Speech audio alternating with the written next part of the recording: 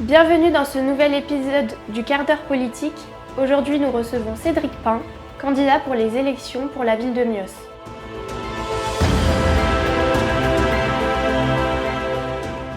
Cédric Pin, bonjour. Bonjour. Vous vous représentez pour les élections municipales pour la ville de Mios et vous parlez d'une saison 3. Qu'est-ce qui change par rapport aux deux précédents mandats ? Alors déjà, merci pour votre invitation. Effectivement, on parle de saison 1, saison 2, et là on propose la saison 3, c'est pour expliquer qu'il y a une continuité, comme un peu une bonne série télé, où effectivement on a pu anticiper, programmer, et on déroule un programme, et c'est vrai que je crois que Mios a gagné beaucoup en dynamisme et c'est devenu une très belle commune. Et notre but, c'est de pouvoir continuer et notamment, je prends l'exemple du parc Birabeil en saison 1, la place Dominique-Mayonade en saison 2 et la saison 3, c'est la continuité dans le centre-ville. Donc c'est pour pouvoir continuer le travail qui a été entamé il y a maintenant 12 ans. L'accès aux médecins reste une préoccupation dans la ville. Quelles actions précises comptez-vous poursuivre ? Alors, c'est une très bonne question et c'est une préoccupation très importante des Miocés. Alors, je rappelle que ce n'est pas une compétence, hein. Normalement, c'est un problème national, c'est l'État qui devrait effectivement gérer ça. Et à défaut, eh bien, on a pris les choses en main.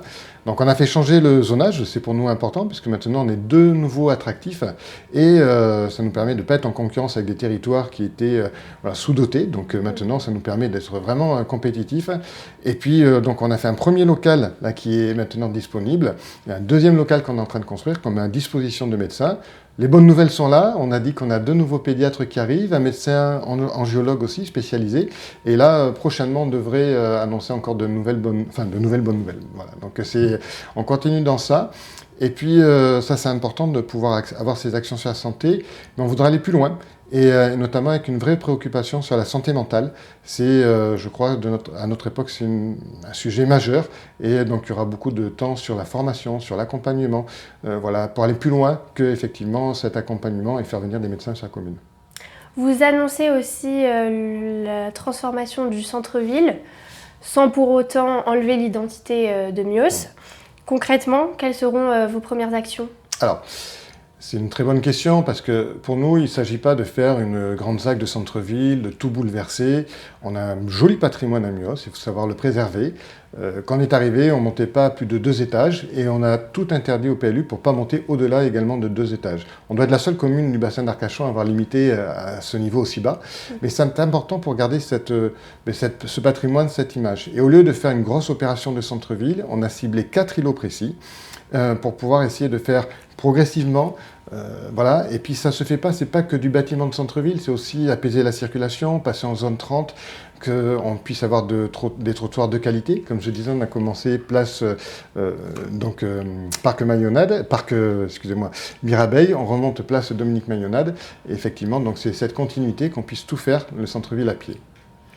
Au cœur de votre programme également, la jeunesse, avec notamment un suivi de la petite enfance, des adolescents. Pouvez-vous nous en dire plus ? Ah oui, c'est vraiment important. On est la commune la plus jeune de notre territoire.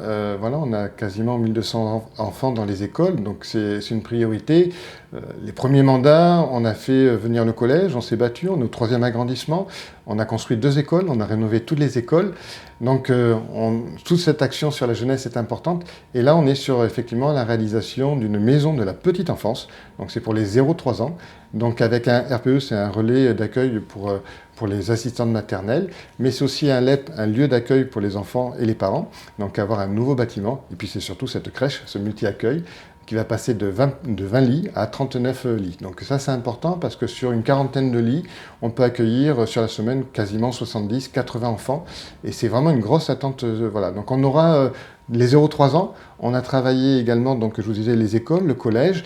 Et puis quelque chose qui est, je pense, singulier et fort à Mios, c'est notre espace jeune qui nous permet aux jeunes en autonomie de venir, de trouver un espace, de pouvoir profiter, monter des projets. Et le parti pris que l'on a, c'est leur faire confiance. C'est-à-dire que C'est eux qui ont l'idée du projet, on les accompagne, pour évidemment que ça reste quelque chose de réalisable, mais ils veulent aller, je ne sais pas, faire un parc d'attractions, ben, ils vont trouver les financements, ils vont essayer de monter les dossiers, ils vont pouvoir faire toutes les démarches, prendre le téléphone, prendre les rendez-vous. Donc on est vraiment dans cet accompagnement de la jeunesse, mais un accompagnement dynamique, et puis avec cet esprit citoyen, que chacun trouve sa place et puisse grandir dans cette dynamique. En termes d'environnement, quelles seront concrètement vos actions, suite notamment aux tempêtes et aux inondations qu'on a pu voir récemment? Alors, l'environnement, c'est très très vaste. On a bien entendu un gros plan d'action sur la biodiversité, c'est indispensable, mais vous parliez notamment des inondations. On a pu voir à Mios ces dernières années, on a réalisé des grands bassins d'infiltration et de gestion des eaux pluviales. Et je crois que ça a bien marché, malgré... On a pris un mois de pluie encore récemment, on n'a pas eu de maison inondée, donc ça on en est très content, c'est vraiment un gros plan d'action. On souhaite continuer dans cette dynamique-là, et notamment un gros partenariat avec le CIBA, le syndicat intercommunal du bassin d'Arcachon. La dernière réalisation, c'est à côté du Bicross, et on a encore d'autres projets pour effectivement, et notamment à la Cano de Mios, pour pouvoir gérer en amont les eaux, parce que quand elles sont dans le village, c'est trop tard. Donc c'est vraiment ce travail qu'on fait en amont sur la gestion des inondations. Et puis c'est vraiment un travail excellent qu'on a avec, je parlais du CIBA, mais aussi avec nos agents communaux qui connaissent parfaitement la forêt et qui savent lire effectivement où circule l'eau et comment on fait pour la gérer. Un point aussi sur la solidarité. Oui. Alors, solidarité, c'est important, c'est notre base. Moi, je dis toujours que pour construire, pour faire évoluer une commune, on a cette base qui est la solidarité. Dessus, on fait les piliers qui sont pour nous le vivre ensemble, la culture, le sport, l'environnement. Mais cette base, c'est bien la solidarité. Et cette solidarité-là, on va pouvoir encore la renforcer. On a fait l'épicerie solidaire. On va aller plus loin dans cette épicerie solidaire parce que ça nous permet d'avoir un véritable accompagnement. Mais c'est aussi créer un réseau communal de solidarité. C'est pour lutter contre les personnes qui sont isolées. On a de plus en plus, au niveau national, pas qu'à Mios, des personnes qui se retrouvent seules et on veut créer cette belle démarche. On a beaucoup de belles personnes à Mios avec cette envie d'être proche, d'apporter quelque chose aux autres. Et c'est pas forcément par l'argent, c'est aussi par une présence, une écoute. Voilà. Et donc ce réseau communal de solidarité, on fera appel à des bénévoles qu'on va pouvoir former, accompagner et pouvoir être encore plus présent vis-à-vis des personnes qui sont isolées. Donc la solidarité, c'est très vaste. Mais vous voyez, entre l'épicerie solidaire et notre présence vis-à-vis des personnes isolées, c'est indispensable. La sécurité est également un point important. Vous parlez du renforcement de la présence de la gendarmerie. Alors on s'est battu, on l'a obtenu auprès du ministère, dans le plan de 100 gendarmeries. Donc on est toujours en travail avec eux pour qu'ils puissent implanter une nouvelle gendarmerie. Ça c'est indispensable, mais c'est aussi notre police municipale. Notre police municipale, on a 2 binômes, on a 4 personnes. Le but c'est de passer à un 3e binôme, à 6, pour pouvoir faire une présence très pédagogique. C'est ce qui marche bien à Mios, on n'est pas dans le répressif, on est vraiment dans l'accompagnement, la pédagogie, connaître nos jeunes, connaître un peu toute notre population. Et donc pouvoir être présent, notamment sur le parc Birabeil, le soir, le week-end. Donc amplifier ça. Et puis un petit mot aussi sur la vidéoprotection qu'on a mis en place sur le centre-ville, ce qui nous a permis encore récemment d'avoir des images et c'est indispensable.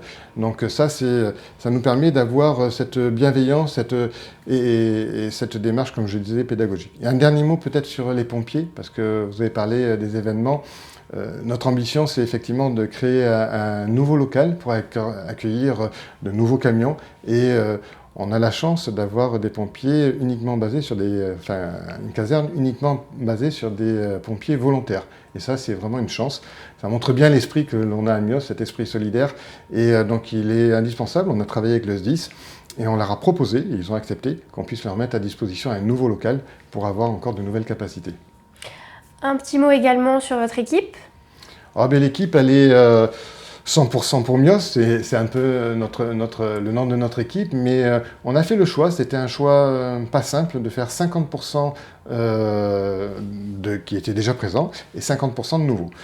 Pourquoi ? Parce que les anciens, entre guillemets, ils apportent la connaissance des dossiers, la connaissance de la commune, enfin voilà, la base est vraiment cette force et cette dynamique. Et 50% de nouveaux, ça nous permet de nous renouveler, d'avoir un nouvel œil, d'avoir aussi des plus jeunes qui rentrent et d'avoir un nouveau regard. Donc c'est 50% d'anciens, 50% de nouveaux, ce qui fait 100%. Pour terminer, est-ce qu'il y a un dernier sujet que vous voulez mettre en avant? Il y en a plein, mais un que je voudrais insister, c'est sur cette démocratie citoyenne que nous avons réussi à développer à Mios. On était les premiers à lancer les Facebook Live qui nous permettent d'avoir pendant 45 minutes des gens en totale interaction qui viennent nous poser des questions. Donc c'est totalement en direct et ça c'est vraiment un bon moment. On a fait les Insta Live, on fait sur tous les projets de la commune. On fait 2 fois par an, on fait des rendez-vous citoyens, on fait une lettre du maire pour préciser l'ensemble du projet et derrière on invite à un rendez-vous citoyen. On a fait l'espace jeunes qui nous permet aussi d'écouter nos jeunes, le conseil municipal des jeunes également. Voilà, donc, et on fait les postes café, on était aussi les premiers à les inventer le samedi matin où on reçoit 40 Miocés tirés au sort. Donc il faut garder cet esprit, surtout avec cette proximité. On est encore dans une belle commune, mais avec encore cet esprit village. Donc si on veut garder cet esprit village, il faut garder cette proximité dans le dialogue et dans l'échange pour pouvoir partager les projets. Et on passe des fois un peu plus de temps sur la concertation, mais au final, les projets vont plus vite. Et c'est pour ça, parce que voilà, ça permet d'adhérer, de faire adhérer tout le monde à un projet. Et c'est pour ça que Mios va aussi vite et aussi bien. Merci beaucoup. Merci à vous. Mios est devenue une très belle commune, une commune dynamique, une commune où il fait bon vivre. Et en quelques années, je crois que le pari il est réussi. Bien sûr que beaucoup de choses ont été construites, des écoles, des voiries, des pistes cyclables, un nombre de bâtiments importants sur les équipements sportifs, culturels. Mais tout ça, ça serait possible uniquement parce qu'on a des agents qui sont extrêmement impliqués et qui font tourner cette belle commune. C'est aussi parce que c'est bien beau de faire des bâtiments, mais s'il n'y a personne pour les faire vivre, ça ne marcherait pas. Donc merci à nos associations, à nos comités des fêtes qui font vivre cette belle commune. Et puis à tous nos élus qui, au cours de ces 2 premières saisons, se sont vraiment engagés à 100% pour faire que cette commune devienne la plus dynamique et la plus, voilà, où on se sent bien, où on a plaisir à y vivre. Donc l'ambition, c'est de continuer, bien entendu, avec des finances saines, et je pense que c'est le cas. En quelques années, on a divisé notre endettement par 2. On a les impôts les plus bas du territoire, donc je crois qu'on peut en être fier avec cette capacité qui nous permet aujourd'hui d'investir. Et puis je voudrais rappeler que mon engagement il est 100% pour Mios, voilà, avec un engagement sur l'ensemble du mandat, ça me semble indispensable.